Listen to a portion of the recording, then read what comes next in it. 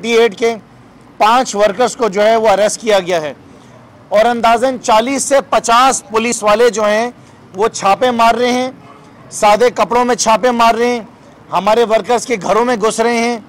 चार दीवारी का जो है ख्याल नहीं किया जा रहा है, लड़कों को घरों से घसीटा जा रहा है और घसीट के मोबाइलों में फेंक कर उनको जो है वो अरेस्ट किया जा रहा है।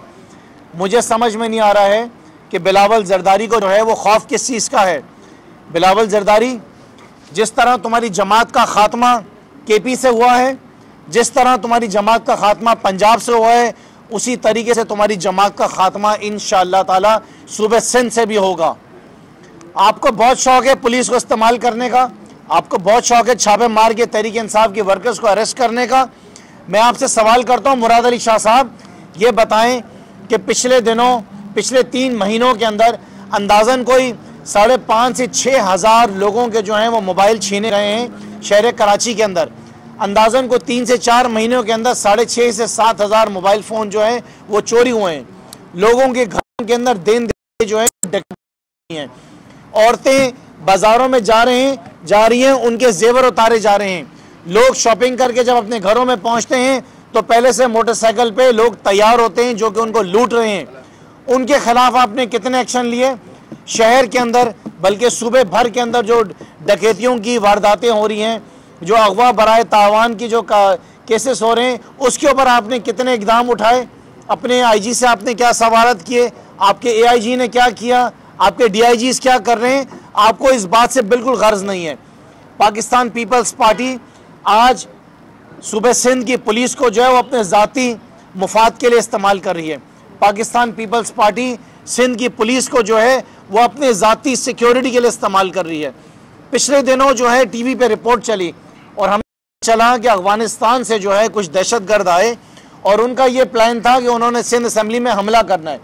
अब सिंध असम्बली में कुत्ते बिल्लियों पे तो हमला नहीं करना था, उन्होंने हमला करना था और जाहिर है कि मेंबर असम्बली को जो है उनको मारना था, दहशतगर्दी करनी थी और कोई बड़ा वाक़या पैदा करना था ताकि पूरी दुनिया के अंदर आवाज़ उठे।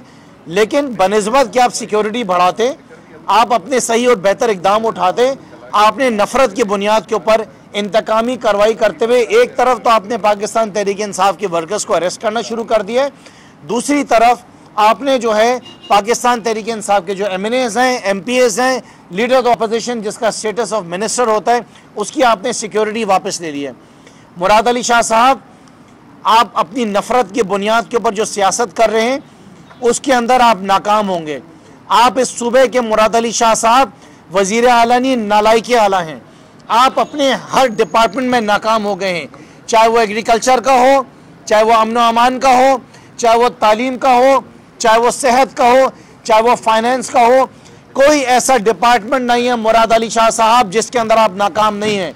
आप पाकिस्तान के मुराद अली शाह साहब वाहिद वजीर आला हैं जिसके ऊपर सबसे ज़्यादा जो है करप्शन के इल्ज़ामात हैं। आप वो वाहिद वजीर आला हैं जिसके ऊपर जाली बैंक अकाउंट्स के अब केसेस स्टार्ट हो गए हैं, जाली पेंशनर्स के पैसे आपने रिलीज़ किए हैं और अब एक नया कारनामा मुराद अली शाह साहब आपने किया है, वो जाली गाड़ियों के केसेस भी अब आ गए हैं। सुना है 20 करोड़ की गाड़ियां जिसके अंदर मर्सिडीज, BMW, पराडो, इस तरह की गाड़ियां और ऑडी जैसी गाड़ियां जो हैं उसके केसेस भी खुल गए हैं। हम पाकिस्तान तहरीक इंसाफ, पाकिस्तान पीपल्स पार्टी की इस इंतकामी कार्रवाई की सख्त अल्फाज में मजम्मत करते हैं। हम चीफ जस्टिस ऑफ पाकिस्तान से गुजारिश करते हैं कि इसका नोटिस लिया जाए कि PS 88 के इलेक्शंस के दौरान हमारे वर्कर्स को अरेस्ट किया जा रहा है। हमारे तमाम MPAs जो MNAs और लीडर ऑफ द अपोजिशन जिनको सिक्योरिटी दी गई थी, उन तमाम ज़िम्मेदारान की जो सीनियर मेंबर्स उनकी सिक्योरिटी वापस ले ली गई है। खुदा न खास्ता जिस तरीके से दहशत गर्दों के सामने आपने इन तमाम मेंबर्स को एक खुली चॉइस दे दी है उनके दहशत गर्दी करने के लिए, खुदा न खास्ता अगर कुछ भी होगा उसके ज़िम्मेदार डायरेक्टली मुराद अली शाह साहब आप होंगे। किसी की फैमिली को कोई नुकसान हुआ, किसी भी शख्स के ऊपर अगर कुछ हुआ तो उसके ज़िम्मेदार मुराद अली शाह होंगे। क्योंकि जो हमें पता चला है, बिलावल भुट्टो और बिल्कुल हमें जो मालूम चला वो ये चला है कि सिंध हुकूमत के अहकामात के ऊपर सिंध पुलिस ने जो है ये सिक्योरिटी विड्रॉ की है। सिंध हुकूमत के अहकामात के ऊपर सिंध पुलिस ने पाकिस्तान तहरीक इंसाफ के वर्कर्स को अरेस्ट करना शुरू किया है। अगर यही सिलसिला चलता रहेगा तो आप तैयार रहें। पूरे सिंध के अंदर जो है पाकिस्तान तहरीक इंसाफ के वर्कर्स को का जो एहतजाज है वो आपके घरों के बाहर, आपके दरवाज़ों के बाहर, आपके दफ्तरों के बाहर किया जाएगा। मैं चाहूँगा हलीम भाई आगे बात बढ़ाते हुए इस बात को आप थोड़ा मीडिया को और हाईलाइट करके बता दीजिए। बिस्मिल्लाहिर्रहमानिर्रहीम। मैं आप सबका शुक्रगुजार हूँ कि आप तशरीफ़ लाए, हमारे साफ़ी भाई जो हमेशा हमारे कहने पे यहाँ तशरीफ़ लाते हैं।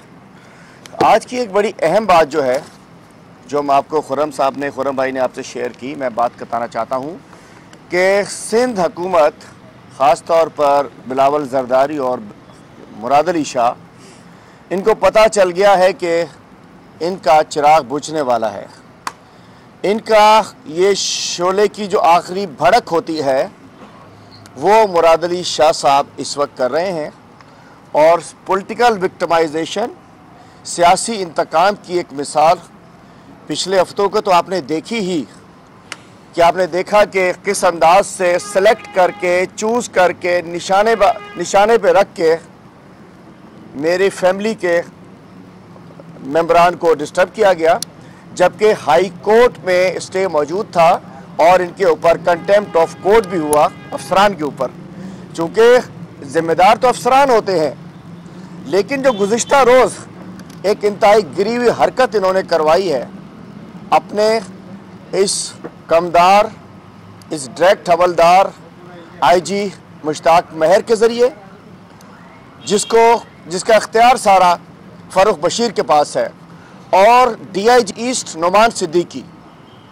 ये दोनों IG मुश्ताक महर और नुमान सिद्दीकी साहब वो लोग हैं कि जिन्होंने जब जाली अकाउंट केस में जिन्होंने गवाहों को एक खातून थी, एक उसको इन्होंने बैंकर थी, क्या थी, उसको इन्होंने हैरेस किया था, गवाहों को ओमनी और इसके जाली अकाउंट केस में जरदारी ग्रुप के खिलाफ बयान देने से रोका था, जिसके ऊपर सुप्रीम कोर्ट ने मुश्ताक महर साहब को और नुमान सिद्दीकी साहब को यहाँ से हटाया था।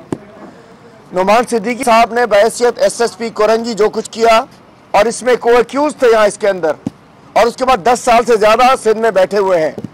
गुज़िश्ता रात नुमान सिद्दीकी के कहने के ऊपर हमारे वर्कर्स को, जो कि PS 88 में ये इस वक्त जो अब अंदाज़ा हो गया कल रात की कार्रवाई से कि सिंध पुलिस इनकी ग़ुलामी करते हुए, हमारे इलेक्शन हो रहे हैं, बाई इलेक्शन PS 88 में, हमारी जो कैंपेन में लोग हैं, 2 FIR काटी, हलीमा आदिल शेख और 70, हलीमा आदिल शेख और 100, 2 FIR और भी हैं। मैं तो चाह रहा था चलो 88 इलेक्शन के बाद देख लेंगे, जो कि 22A के तहत हम कोर्ट में जाएंगे, जिसमें वज़ीर आला के कहने के ऊपर, और साबित हुआ। मैंने उस दिन कहा था कि इन्होंने डाकू भेजे, इन्होंने रॉबरी की, इन्होंने फार्म पे डकैती कराई, और उसके बाद रिकॉर्ड से साबित हो गया कि जो DSP था वो क्रिमिनल था। DSP जिसको खास तौर पे भेजा गया, और एक SHO भी भेजा गया, कोई और हैदर शहनशाह, खालिद शहनशाह का भाई, वो ठट्ठा में पोस्टिंग थी। तो क्रिमिनल जो इन्होंने पुलिस में भर्ती किए हुए हैं, जैसे भुट्टो साहब ने अपनी FSF बनाई थी, वैसे ही इन्होंने फोर्स बनाई, उनके जरिए रॉबरी कराई इन्होंने। और वो डाकू था मुमताज़ मक्सी नाम का बंदा, उसमें 10 केस हैं, पुलिस मुकाबला, short term kidnapping for ransom, डाका, कार चोरी। उस शख्स को इन्होंने पुलिस वाला बना के भेजा। और गुज़िश्ता रात मैं कहता हूँ मुराद अली शाह साहब, आपको दिल ठंडा करना है तो मैं मौजूद हूँ, मैं इस वक्त भी यहाँ मौजूद हूँ, मैं अपने ऑफिस में मौजूद हूँ, मैं अपने घर पे मौजूद हूँ, मैं आपके जो आप इसको समझते हैं रियासत जरदार के अंदर मौजूद हूँ, जिसको आप सिंध को समझते हैं, आपकी बादशाहत के अंदर मौजूद हूँ। मुझे गिरफ्तार कर लें, चूँकि पहला नाम तो मेरा है। आप उन वर्कर्स को जो कि 88 में काम कर रहे थे, रात को SSP मलीर और SSP इन्वेस्टिगेशन मलीर के कहने पर, DIG ईस्ट के कहने पर, SP राव असलम, DSP और दीगर लोगों ने जाकर 50 लोग गए हैं हमारे मासूम वर्कर्स के, जिनका कोई लेना देना नहीं, जो 88 में काम कर रहे थे, उनके घरों की दीवारें छादी हैं, उनकी चार दीवारी को पामाली किया है। गिरफ्तार उनको किया है 2 बजे और गिरफ्तारी डाली है सुबह 8 बजे, ताकि एक और दिन मेहमान रख सके उनको। और उसके बाद थाने में ऐसे बंद किए हुए जैसे डाकू बंद किए हुए हों, रात को घरों में ऐसे उनके गए जैसे डाकुओं के घर में गए हुए हों।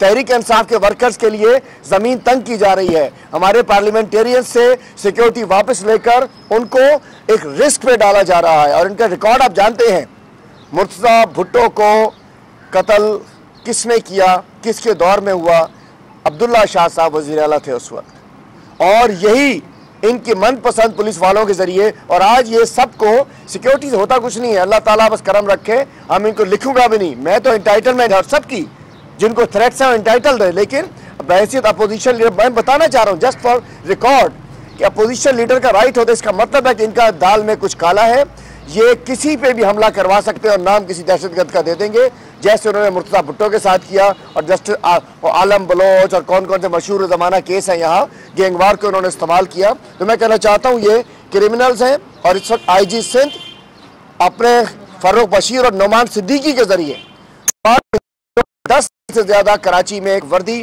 पहने हुए उसने गुरंगी के अंदर जो कुछ किया, और आपको पता है कि किसका ये अजीज़ है, किन का क्या रिकॉर्ड है, और जो उसमें जाली केस कल इन्होंने रात को इनके डायरेक्ट ऑर्डर्स पे, मैं बताना चाहता हूँ जिस तरह एक्शन हो रहा था, एक SSP इनके दफ्तर में गया, उसने कहा 70% काम हो गया है, इसने कहा 100% कर क्यों नहीं आए हो। मतलब पुलिस को वर्दी का ख्याल रखना चाहिए, गैर कानूनी काम करवाते हैं ये लोग। और बताना चाहता हूँ हम इंशाल्लाह हमारी तैयारी पूरी है, और अब मुराद अली शाह साहब आपकी CP नंबर 698/2020 जो है, और उसके अलावा जो पुरानी एक आपके खिलाफ पिटीशन थी कि आप नाअहल हो गए थे, आपको नाअहल करार दिया गया था और आप उसके बाद वजीर से मुशीर बने थे, मुशीर से फिर वजीर बने थे, आप इलेक्शन लड़कर आए थे दोबारा। उसके अंदर 2008 के दौर में आप पे ऑर्डर्स हुए थे सुप्रीम कोर्ट या हाई कोर्ट के कि जो भी आपने पर्स लिए, तनख्वाहें ली, सब कुछ लिया वो वापस कर, आप वो वापस किए बगैर वापस लड़कर एक नामवर कराची के शहरी हैं साहब जो पिटीशन करते हैं, उन्होंने पिटीशन की और उसके बाद उसको दबा दिया गया। जिस तरीके से शाजिया मरी साहिबा की, एक असल शाजिया मरी तो सजावल में होती हैं, उनकी पिटीशन को किसी ने परसू नहीं किया। मुर्तज़ा वहाब साहब के ऊपर पिटीशन थी, सुप्रीम कोर्ट में गई, उसके अंदर फरीद दायो साहब को सुप्रीम कोर्ट उसका SM लॉ कॉलेज का प्रिंसिपल बना दिया गया। तो हमने एक बड़ी हाई फाई लीगल टीम बना ली है, इंशाअल्लाह अब हम तमाम केसेस के अंदर तहरीक इंसाफ उसके अंदर शामिल हो रही है, हम उसमें इंटरवीनर बन रहे हैं। मुराद अली शाह साहब की पिटीशन हो, मुर्तज़ा वहाब साहब की हो, मैं समझता हूं कि अब इनको रहना जो है, इनका यहाँ रहना किसी भी सूरत में सिंध के लिए बहुत ख़तरनाक है। और दीगर इसके अलावा अब मैंने जैसे उस दिन कहा था कि हम एक कमीशन बनाना चाहते हैं, इंशाअल्लाह मैं 1-2 रोज़ में शायद कल ही एक तफसील के साथ कि 1991 से 96 तक क्या हुआ। कुछ अरसा जाम सादिक साहब थे, कुछ अरसा अब्दुल्ला शाह साहब थे, और उसके बाद वो 47,000 एकड़ ज़मीन जो अलाउट हुई वो तो बेचारे चले गए, लगता है कि उनके जाली साइन आज तक चल रहे हैं। उसके बाद टोटल 47,000 एकड़ ज़मीन उन्होंने कैसे अलॉट की, किसको अलॉट की, कैसे हुआ, क्या नहीं हुआ, इंशाल्लाह इसके ऊपर डिटेल प्रेस कॉन्फ्रेंस, और उसको लेकर भी हम इंशाल्लाह सुप्रीम कोर्ट में जाएंगे, उसको लेकर हम एक जुडिशल कमीशन बनवाएंगे और उसके अंदर हम कहेंगे स्टार्ट फ्रॉम मी, स्टार्ट मुझसे करें, लेकिन आज से लेकर 1991 तक जाएं। जाली अलॉटमेंट, जाली चालान, जाली कब्जे, खाते, सेक्शन 17, इसके अलावा जो कुछ हुआ इंशाल्लाह उसके लिए हम चाहेंगे सुप्रीम कोर्ट में जो केस चल रहा है उसमें भी हम खुद इंटरवीनर बनेंगे और हम उसमें पार्टी बनेंगे, हम इनके खिलाफ केस करेंगे, और हम चाहते हैं वज़ीर आज़म साहब को भी हम बताएंगे इंशाल्लाह उसकी डिटेल, पूरी डिटेल बताई जाएगी कि 2017 से 91 से लेकर 93 से 96 तक, 2006 से 9 तक, 2009 से आज तक क्या कुछ हुआ उसको भी बताएंगे। मैं आखिर में कहता हूं कि जो विक्टिमाइजेशन हो रही है, मैं अफसरान से कहता हूं, रिकॉर्ड ये है इस फैमिली का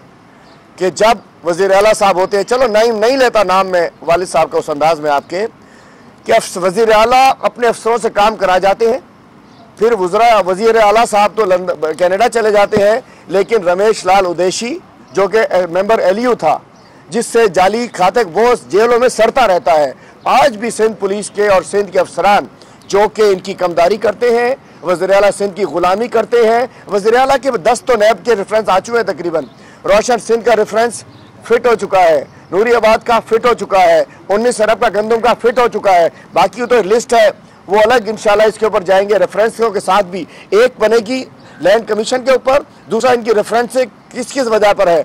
तो एक शख्स जो जाने वाला है उसके ऊपर उनकी गुलामी जो पुलिस अफसरान कर रहे हैं, जो गैर कानूनी काम कर रहे हैं, मुझे पकड़ लो ना यार, पकड़ लो, मैं तो मौजूद हूँ, मैं तो 3 साल से मौजूद हूँ।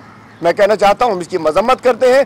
और आखिर में बताता हूँ, हमारे किसी मेंबर को आपने एक मैसेज दिया है, सिक्योरिटी कुछ नहीं होती, अल्लाह ताला की ज़ात होती है, कुछ सिक्योरिटी नहीं होती, आपने मैसेज दिया है कि आप हमें निहत्ता करके, अगर हमारे तहरीक इंसाफ के हमें लगता है कि ये लोग स्पेशलिस्ट हैं, ये टारगेट किलर्स हैं, ये सियासी टारगेट किलर्स हैं, इनकी हिस्ट्री जी इनका नहीं, ये खुद इनकाउंटर क्या है तो कत्ल करवाते हैं। तो मैं कहना चाहता हूँ इनके यहाँ पुलिस भी वही होती है।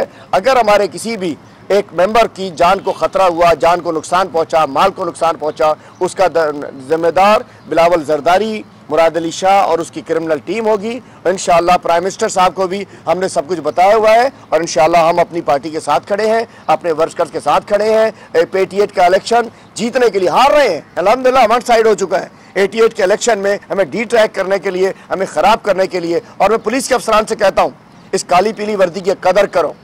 इस काली पीली वर्दी ये पुलिस की वर्दी है, ऐसा ना हो कि काली भेड़ों की वर्दी कहलाए हमारे कराची के अंदर। तो ये काली भेड़ों की वर्दी नहीं है। आईजी सिंह, तुम डाकू तुम्हारे यहाँ वीडियोस टिकटॉक भेज रहे हैं, उनको नहीं पकड़ते हैं, हमारे वर्कर्स को पकड़ रहे हो, पकड़ लो। हम तो पॉलिटिकल वर्कर है, जेल भेजोगे मजीद निखर के आ जाएंगे, क्रिमिनल केस में जा नहीं रहे, आप लोग तो क्रिमिनल्स हो। बहुत शुक्रिया, थैंक यू।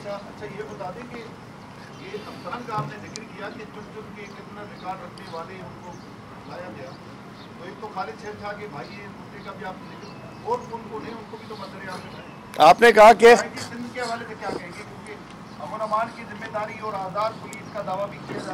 देखिए, आपने कहा कि क्रिमिनल रिकॉर्ड रखने वाले, आपको पता है कि यहाँ रावणवार साहब को 10 साल यहाँ रखा गया। आज आईजी सिंध जो कि वो नुमान सिद्दीकी, इनको सुप्रीम कोर्ट ने निकाला था जाली अकाउंट केस के मुलजमान को कवर करने पे। नुमान सिद्दीकी साहब 10 साल से बैठे हैं और उसके अलावा फारूक बशीर जो PSO2 चीफ मिनिस्टर हैं, उन पे हर किस्म का केस है, क्रिमिनल भी है, नैब का भी है, FIA का भी, हर किस्म का एसेट्स का केस भी है। 50 गाड़ियां घर में खड़ी हैं। एक SSP के घर में इतनी सारी गाड़ियां कैसे हो सकती हैं, बंगले में इतने कैसे हो सकते हैं। बात ये सारे इश्यूज इंशाल्लाह हम शहजाद अकबर साहब भी करीब कराची आ रहे हैं, उनको एक एक चीज़ बता रहे हैं। और क्रिमिनल रिकॉर्ड रखने वाले पुलिस अफसरान को तैनात करके PTI के खिलाफ उनके ज़रिए कोई कार्रवाई कराई जा सकती है, जिसकी मिसाल मैंने एक DSP की दे दी, जो उस दिन ऑपरेशन को कमांड कर रहा था। वो अगवा बराए तावान, शॉर्ट टर्म किडनैपिंग, पुलिस मुकाबला, रेजनी, चोरी, डकैती, कार लिफ्टिंग, सब केसेस में है, और गिजरी और सच्चल के भी मजीद केसेस हैं। तो ये इसके ज़रिए ये क्रिमिनल गवर्नेंस चल रही है, इंशाल्लाह इसको निपटेंगे। ये बताइएगा कि आपने मुलाकात भी की है पुलिस के आला अफसरान से, तो एक आपके पीछे का कारकुन है वो भी गिरफ्तार दिनों कहीं फायरिंग से वो लाख हुआ है, तो क्या इसका वाले से उन्होंने क्या आपको कहा? आपने तो इस तरह के वाले से मुलाकात की है, तो क्या कहना था जनाब? नहीं जनाब, कोई हाल ही नहीं है। आप खाली इसकी क्या बात करेंगे? हमने तो गए, हमने तो AIG साहब से कहा कि कत्ल गारत चल रही है शहर के अंदर, हमारे वर्कर को जो है वो कत्ल कर दिया गया, उसके साथ एक औरत थी उसको कत्ल कर दिया, 2 लोग और थे उनको गोलियां मार दी गई। और मज़े की बात है कि जिनको मारा गया वो तड़प रहे थे, वो 10-15 मिनट तक पड़े रहे ज़मीन के ऊपर, उनका खून बहता रहा और आपकी पुलिस जो है वहाँ पे खड़े होकर देखती रही। क्या किसी को थोड़ी सी शर्म आई है उसके ऊपर? क्या IG साहब ने, क्या AIG साहब ने उन पुलिस अफसरान को बुलाया हुआ है कि मरते हुए एक शख्स को, बल्कि 4 मुसलमान ज़मीन पे पड़े तड़प रहे थे और पुलिस खड़े होकर उनका तमाशा देख रही थी, और हॉस्पिटल जो था वो 10 कदम के ऊपर था, 10-12 कदम के ऊपर उठा के उनको हॉस्पिटल लेके जाया जा सकता था, उनकी जान बचाई जा सकती थी। देखिए असल में मसला क्या है? मसला ये है कि जब आपके डिपार्टमेंट्स ये देखते हैं कि जो रियासत का ज़िम्मेदार है, जो वज़ीर आला है, जिसकी हुकूमत है, उनको कोई गर्ज ही नहीं है आवाम से, लोगों की खिदमत करने में, लोगों के मसाइल हल करने में, तो जो डिपार्टमेंट्स हैं वो काम नहीं करते। IG क्यों काम करेगा? AIG क्यों काम करेगा? उसको पता है नालायक आला बैठा हुआ है, नालायक आला को ये गर्ज नहीं कि सूबे में लोगों के पास सफ़र करने के लिए ट्रांसपोर्ट नहीं है, नालायक आला को इस बात से गर्ज नहीं कि सूबे भर में 70% लोगों को जो पानी मिल रहा है वो वाटर कमीशन ने कहा कि is unfit for human consumption. नालायक आला को इस बात से गर्ज नहीं क्योंकि सूबे सिंध के अंदर लोगों को जो सेहत की फैसिलिटीज़ मिल रही हैं वो लोगों को पूरी फैसिलिटीज़ नहीं मिल रही हैं। लोग दवाइयाँ जो हैं वो प्राइवेट जो हैं वहाँ से फार्मेसी से जाके ख़रीद रहे हैं। नलायकी आला को इस बात से गर्ज नहीं कि स्कूलों में बच्चों को मियारी तालीम नहीं मिल रही है। नलायकी आला को इस बात से गर्ज नहीं कि सूबे भर के अंदर सिर्फ कराची नहीं, चाहे वो लाड़काना हो, चाहे वो नौशेरो हो, चाहे वो दादू हो, कोई ऐसा शहर नहीं सूबे सिंध का जहाँ पे डाकुओं का राज ना हो। नलायकी आला को इस बात से गर्ज नहीं कि पूरा सूबा सिंध जो है वो कचरे का ढेर बना हुआ है। गलियां में जो हैं वो गटरों से उबल रही हैं। सिर्फ कराची नहीं, चाहे वो लड़काना हो, चाहे वो नवाबशाह हो, चाहे वो जरदारी जहाँ से जीत कर आए, चाहे बिलावल जहाँ से जीत कर आए हो। तो जिस सूबे में जब डिपार्टमेंट्स को ये पता चल जाए कि हमारा वजीर आला किसी काम का नहीं है, हमारी पार्टी का सरबराह जो है वो किसी काम का नहीं है, तो वो सूबे के अंदर काम कभी हो नहीं सकता है। आप जाएं जाके देखें, आपके सामने केपीबी आपका सूबा है, आप जाएं जाके पंजाब में देखें किस तरह काम हो रहा है। हमें फ़ख्र है वहाँ पे के काम हो रहा है, लेकिन वाहिद सूबा पाकिस्तान का सूबा सिंध जो दिन ब दिन नीचे जाता जा रहा है, और वो सूबा जिसको वैक्सीन्स दी गई, जिसको डोजेस दी गई कि जाएं ये डोजेस जाके इस्तेमाल कीजिए, जो आपके जो फ्रंट लाइन आपके सोल्जर्स हैं, जो आपके जो डॉक्टर्स हैं, जो सारा पैरामेडिक्स उनको दें, ये अपने रिश्तेदारों को, ये अपने यारों को, अपने पीडीएम के साथियों के रिश्तेदारों को जो वैक्सीन जो हैं दे रहे हैं। ये हाल है सूबे सिंध का। जो गंदम के बारे में जैसे मैंने आपको बताया कि लाखों टन गंदम जो है वो सिंध के लोगों को एक्सपायर्ड पुरानी ख़राब गंदम खिला दी है इन्होंने। ख़राब गंदम, चूहों की खाई हुई, मिट्टी से भरी हुई, बजरी से भरी हुई, उसके ऊपर फंगस लगा हुआ गंदम जो है वो आवाम को खिला दिए। सिंध के लोगों जागो, ये पाकिस्तान पीपल्स पार्टी नहीं है, ये भुट्टो या बेनज़ीर की जमात नहीं है, ये आसिफ अली जरदारी की जमात है, वो जो मूछें मोड़ कर आया था और बाद में फिर उसकी मूछें आहिस्ते से नीचे होकर छोटी हो गई हैं। ये जरदारी लीग है जो लूटने को बैठी हुई है सूबे को। इमरान खान फिर नहीं मिलेगा वापस, अभी अल्लाह ने दिया है, ले लो जितना काम उससे लेना है, खड़े हो जाओ इमरान खान के साथ। जो कुछ उसने कर डाला है, मैं मिसाल देता हूँ ना आपको कि हाँ हम पाकिस्तानी तो हैं, लेकिन मुसलमान होने की हैसियत से भी इस वजीर आज़म ने जो किरदार हमारे प्यारे नबी हज़रत मोहम्मद मुस्तफ़ा सल्लल्लाहु अलैहि वसल्लम के लिए अदा करा है, वो आज से पहले किसी और वजीर आज़म ने नहीं किया।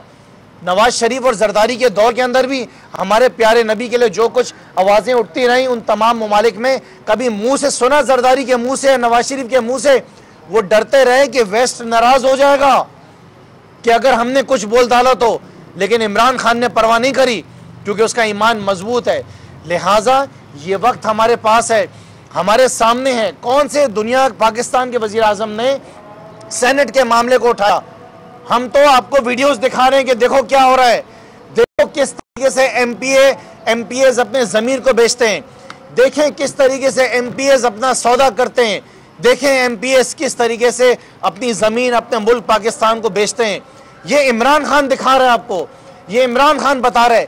लेकिन ये बेशरम 11 सियासी जमातें ये कहती हैं कि ओपन बैलेट नहीं करना, सीक्रेट बैलेट करना, ताकि जो हराम का पैसा इतना कमाया है उन हराम के पैसों से और हराम वाले एमपीएस पैदा करें, वो सेनेटर्स पैदा करें जो मुल्क को बेचते रहें, जो दुश्मन ममालिक को मुल्क बेचते रहें, दो दुश्मन अनासिर के साथ वो ऐसी डील्स करते रहें, ऐसे बिल्स लेकर आते रहें जो मुल्क के खिलाफ हों, जो मुल्क के मुफाद के अंदर सेनेट के अंदर ऐसे बिल्स आने हों, उनको रोकते रहें। लिहाजा ये हमारा मकसद है कि हम आवाम को दिखाएं कि आसिफ अली जरदारी क्या है, नवाज शरीफ क्या है, मरियम क्या है, बिलावल जरदारी क्या है, वो डीजल का डब्बा क्या है। ये असल चेहरे हैं इनके, इनको हमने देखना है, इनको एक्सपोज करना है। हम इंशाल्लाह ताला इमरान खान के सिपाही हैं, हम अपने मकसद में कामयाब होंगे। अगर ओपन बैलेट ना भी हो पाया तो कम से कम पाकिस्तान की आवाम ये देख लेगी कि इमरान खान सेनेट के इलेक्शंस में ओपन बैलेट के लिए क्यों था, और ये 2 नंबर सियासी जमातें जो हैं ये सीक्रेट बैलेट के लिए क्यों थी। मैं एक्चुअली सी बात ऐड कर रहा हूँ, ऐड कर दो तो सवाल कीजिए।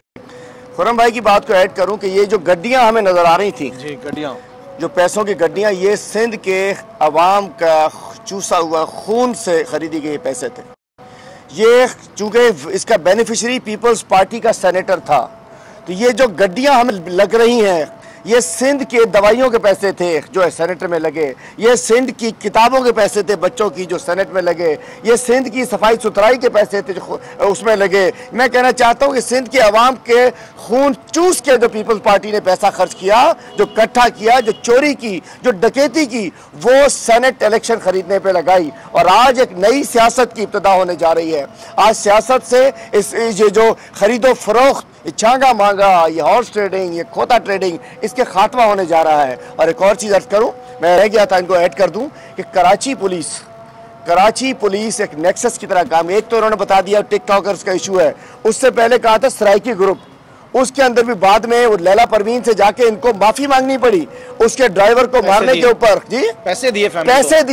मैं पूछना चाहता हूँ, ये बड़ी बड़ी शरीफ शक्लें बनाकर और ये कराची में इन्होंने दोबारा टारगेट किलर SHOs लगाने शुरू कर दिए। और ये टोपी ड्रामा है कि जो SHOs की कमेटी बनी हुई है, SHOs वही लगते हैं, वैसे पिया चाहे जो सुहागन जिसे पिया चाहे, जिसे फरूख बशीर चाहे, वही SP, वही SHO। तो मैं कहना चाहता हूँ कराची पुलिस को हम देख रहे थे, मॉनिटर कर रहे थे, इंशाल्लाह इन्होंने टारगेट किलिंग स्टार्ट की हुई है, इन्होंने पतागिरी स्टार्ट की हुई है, इन्होंने लैंड ग्रैबिंग स्टार्ट की हुई है। और ईस्ट में तो एक बड़ा नेक्सस काम कर रहा है। DC ईस्ट और DIG ईस्ट की मौजूदगी में एक नेक्सस काम कर रहा है। रेवेन्यू डिपार्टमेंट से जाली खाते बंद कराते हैं, SSP ईस्ट और DC मिलकर उस पर इंप्लीमेंट कराते हैं। और दूसरी बात, एक तो मैंने कहा कि कमीशन के लिए प्रेस कॉन्फ्रेंस करूंगा, दूसरा आप लोग तैयार रहिए, आपको हमने पूरा विजिट कराना है ईस्ट का, मलीर का, पहले कराची का और वेस्ट में, कि कहां इन्होंने कार्रवाई अपने लोगों की नहीं की है। 1000 एकड़ जमीन ऐसी है जो कि इन सरकारी लोगों के, इन्होंने नई दीवारें लग रही हैं, आजकल लग रही दीवारें, हम मीडिया को साथ ले जाकर एक एक स्पॉट पर खड़ा करेंगे। मेहरबानी।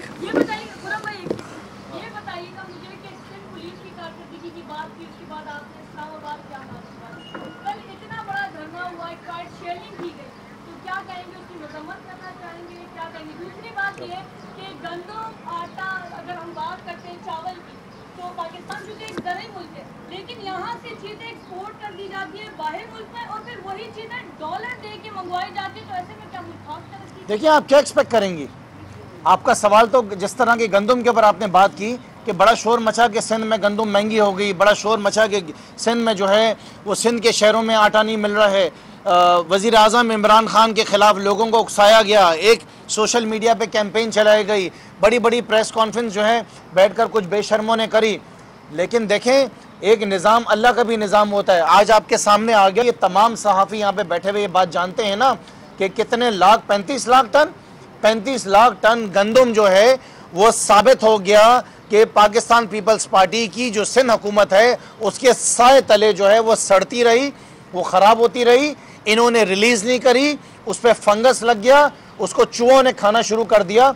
लेकिन सिर्फ उसकी एक वजह थी, वो ये वजह थी कि इमरान खान को बदनाम करना था, दुनिया को ये दिखाना था कि यहाँ पे गंदम महंगी हो गई है, इमरान खान की जैसे कि कोई जो डिपार्टमेंट्स हैं वो काम नहीं कर रहे हैं। लेकिन ये साबित हो गया कि बिलावल जरदारी, आसिफ अली जरदारी, इनके अहकामात की बुनियाद के ऊपर सिंध हुकूमत के फूड डिपार्टमेंट ने ये 35 लाख टन गंदम ज़ाया करी और सिंध के लोगों को जो ये बताते हैं कि जिनसे ये बड़ा प्यार करते हैं, उनको ये सड़ी हुई गंदम खिलाई। तो जिम्मेदार कौन है? जिम्मेदार इमरान खान है या जिम्मेदार जरदारी लीग है? जिम्मेदार तो जरदारी लीग हुई ना। तो अल्लाह का शुक्र है कि जो इन्होंने झूठ बोले वो कुदरत की तरफ से इनके सामने आते जा रहे हैं। मैं आपको एक आखिरी बात बताना चाहूँ, मेरा 8 साल का जो तजुर्बा वज़ीर आज़म इमरान खान के साथ है, जितनी मुश्किल में झूठ की बुनियाद के ऊपर आप उसे डालोगे वो उतना ज़्यादा कामयाब होकर सामने आएगा। मैं एक रेट बता दूं आपको, आज का वज़ीर आला साहब ने गंदम के ऊपर बहुत ज़्यादा बात की है, बड़ी गंदम है, ऐसा है। इस वक्त सिचुएशन ये है कि सिंध में 2700 रुपये मन गंदम है और पंजाब में 1650 रुपये मन गंदम है। सिंध में 2700 रुपये मन गंदम, पंजाब में 1650 रुपये मन गंदम। वजह क्या है कि सिंध में इनके चूहे वज़ीर आला समेत में सुपर चूहा समेत 19 अरब की तो सिर्फ शक्कर में इन्होंने खाई है, और भी बड़े बड़े जो साइड लाइन पे लोग बैठे हुए हैं उनके, इन्होंने गंदम में करप्शन की है। YouTube पर गुगली टीवी देखने के लिए youtube.com की सर्च बार में गुगली टीवी टाइप करें। गुगली टीवी के पेज पर सुर्ख रंग के सब्सक्रिप्शन वाले बटन पर क्लिक करना ना भूलिए। YouTube पर अपलोड होने वाली वीडियो से बाखबर रहने के लिए बेल आइकॉन पर क्लिक कीजिए। आपको हर नई आने वाली वीडियो के बारे में नोटिफिकेशन मौसूल हो जाएगा।